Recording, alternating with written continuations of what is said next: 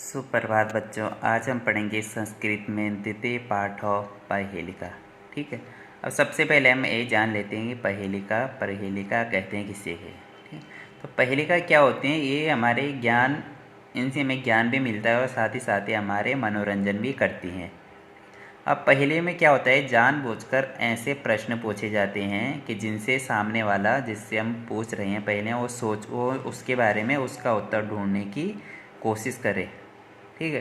और जानबूझकर पहेली में ऐसे शब्दों को हटाया जाता है या ऐसे शब्दों को लिखा जाता है, या जो पहेली का उत्तर है वो भी पहेली में ही लिखा जाता है। जानबूझकर के ऐसे ऐसे शब्दों को, ऐसे प्रश्नों को उसमें पहेली में लिखा जाता है जिससे सामने वाला उस चीज़ के बारे में सोचे, उसको सोचने को वो विवश हो।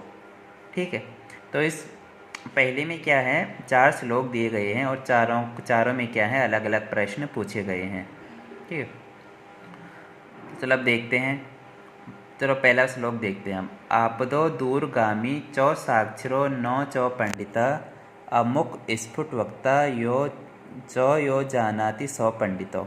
कि जिसके पैर नहीं है, आपदो दूरगामी, जिसके आपदो मतलब जिसके पैर नहीं है, दूरगामी मतलब लेकिन फिर भी वो बहुत दूर तक जाने वाला है।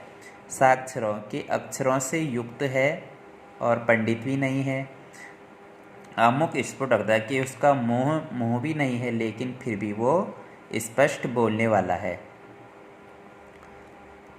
जानता है, स्पष्ट बोलने वाला है। जो उसे जानता है वही पंडित है, जो भी उसके बारे में जाना जाए वही क्या है, विद्वान है। मतलब वो कह रहा है कि जिसके पैर नहीं है और दूर तक जाने वाला है, अक्षरों से युक्त है और पंडित भी नहीं है, मुख नहीं है और स्पष्ट बोलने वाला है, जो उसे जानता है वही पंडित है। तो इस पहले का उत्तर है वो है हमारी चिट्ठी। जो हमारा पत्र होता है वो क्या करता है, उसके पैर नहीं होते हैं चिट्ठी के, लेकिन फिर भी चिट्ठी क्या होती है, बहुत दूर दूर तक जाती है और उसमें बहुत सारे बातें लिखी रहती हैं, लेकिन वह पंडित नहीं है, वह विद्वान नहीं है। उस चिट्ठी का क्या है, मुँह नहीं होता है लेकिन उसमें जो बातें लिखी रहती हैं वो स्पष्ट रहती हैं।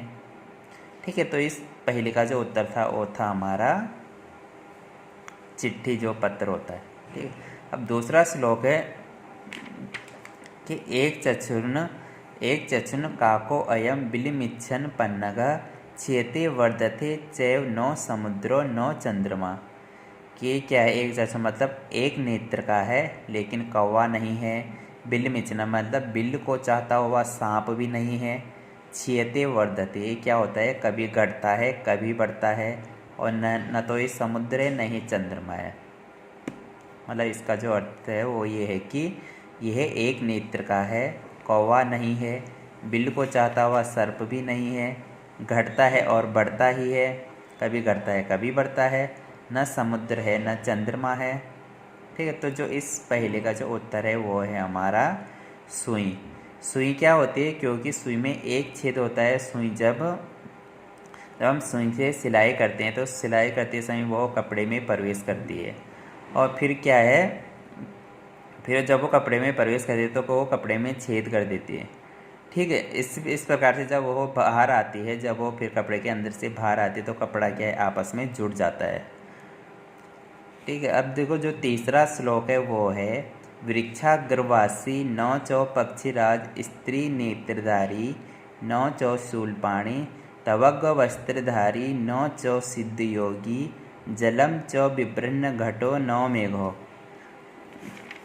कि इस श्लोक का जो अर्थ है वो ये है कि वृक्षाग्र मतलब वृक्ष के अग्रभाग कहते हैं जो वृक्ष की चोटी पर ये रहता है, पक्षराज, और ये पक्षियों का राजा भी नहीं है।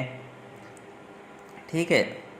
नेत्रधारी नौचो शूलपाणी, यह क्या है, 3 नेत्रों को धारण करने वाला है और त्रिशूल को हाथ में धारण करने वाला ये शिव जी नहीं है। ठीक है। छाल के वस्त्र धारण करने वाला है और सिद्ध योगी नहीं है। इसके छाल के वस्त्र रहते हैं लेकिन यह शिव जी भी नहीं है।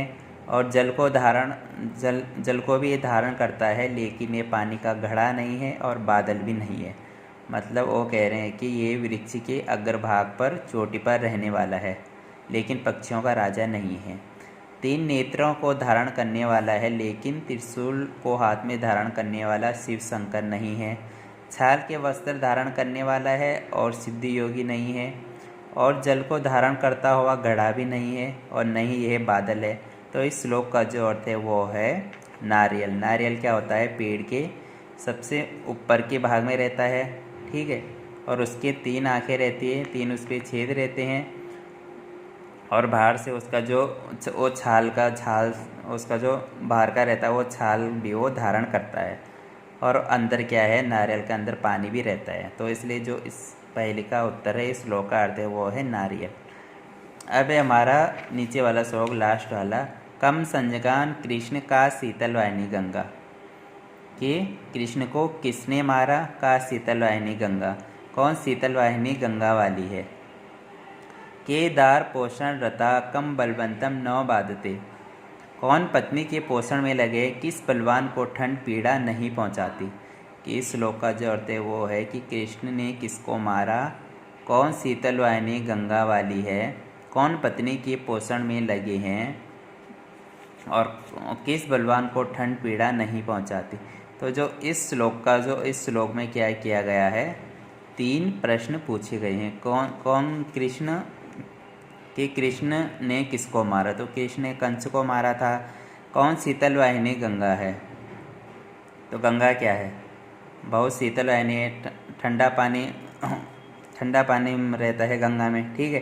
तो इसके बाद तीसरा वो है कि कौन पत्नी के पोषण में लगे रहते हैं, ठीक है। तो इसका उत्तर क्या है, इन्होंने इसमें नहीं दिया। ये तो इस प्रकार से श्लोक यहाँ पे हमारा समाप्त हो जाते हैं पहेलियाँ।